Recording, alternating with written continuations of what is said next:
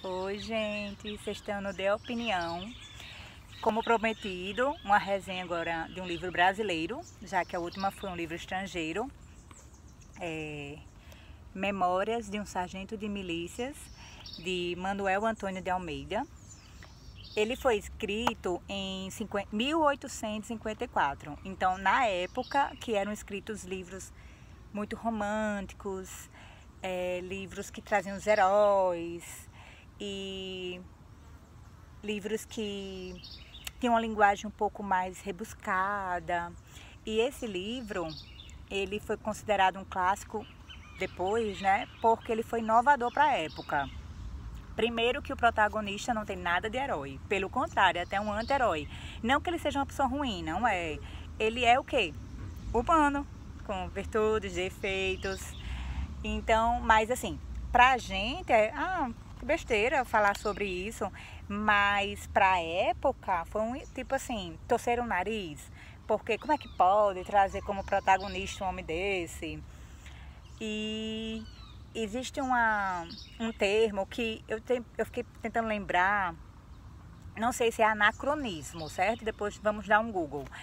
Mas que eu aprendi na Acrópole, que é a minha escola de filosofia, com o professor Matheus, que ele fala assim, que a gente tem que olhar para a época com o olhar da época. Ou seja, hoje em dia escrever um livro com um anti-herói não tem problema nenhum, tipo, que besteira, né? Mas para a época foi importante essa quebra, porque ninguém falava sobre isso. Então, ter a ousadia de trazer para a literatura personagens que as pessoas não estão acostumadas é valioso, porque assim, a vida, a ciência, a sociedade, ela vai evoluindo exatamente quando ela se expõe ao diferente, né? Que ela vai pensando, vai refletindo, vai evoluindo e assim vai. Outra questão sobre este livro, a história em si, sabe? Tipo, nem é uma novelinha legalzinha que a pessoa vai acompanhando e não tem nada assim, não tem aqueles momentos, eita, porque eu gosto de livro assim, você vai lendo, né? Eita, né? É pego de surpresa. Não tem nada, mas assim, ele tem seu valor exatamente porque ele foi inovador para a época. Ele também denuncia os abusos de poder. Tem um personagem aqui que abusa bem do poder, sabe? E ele, né? Através do personagem ele denuncia esse olhar que a gente tem que ter para não permitir, né, o abuso do poder. Outra coisa que eu também pude pegar assim do livro, né, para trazer para resenha, foi uma questão que eu aprendi também esse ano, até me surpreendi, inclusive. E aqui no livro tem uma cena parecida, que é assim: antes de contar a cena, vamos lá.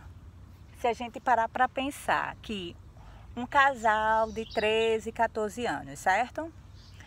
Que o menino gostava de uma menina, aí ele vai para uma festa, se encanta por outra menina e se apaixona loucamente.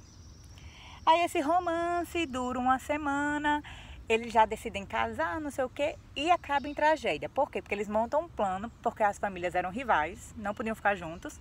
Então eles montam um plano de, vamos fingir que morreu, aí depois vão esquecer da gente, a gente fica junto depois. Só que aí nesse fingimento de morrer, o outro pensa que o outro morreu e morrem. Enfim.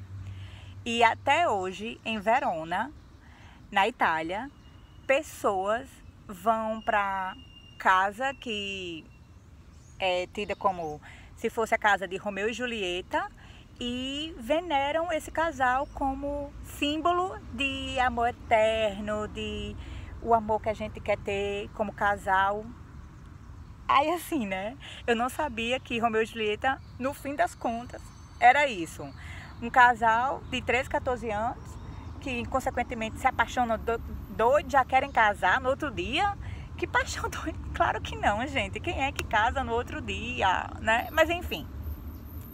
E eu fiquei pensando, porque muito, assim, todas as pessoas que vão lá em Verona fazer essa homenagem a Romeu e Julieta e colocar lá o cadeado, também quero esse amor eterno, eu e meu bichinho, chegue, bota aqui.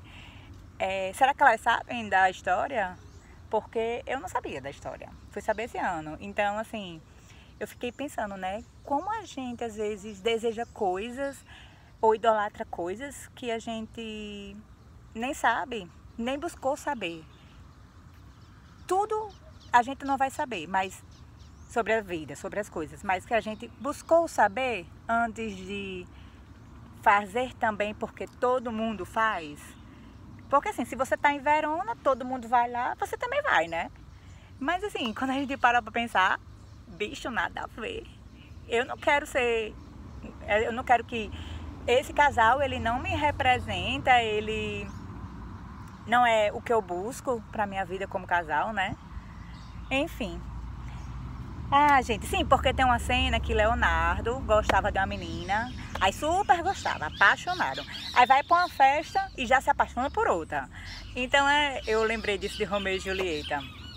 Que esse livro, não sei nem se ele achou que era pra ser, tipo, tirar onda com Romeu e Julieta, né? Mas eu lembrei, fiz o link. Gente, seguinte. Agora vamos falar real também numa questão. Eu não indico não esse livro, mas eu vou dizer por quê. Na minha opinião, eu achei, tipo, okzinho demais, sabe?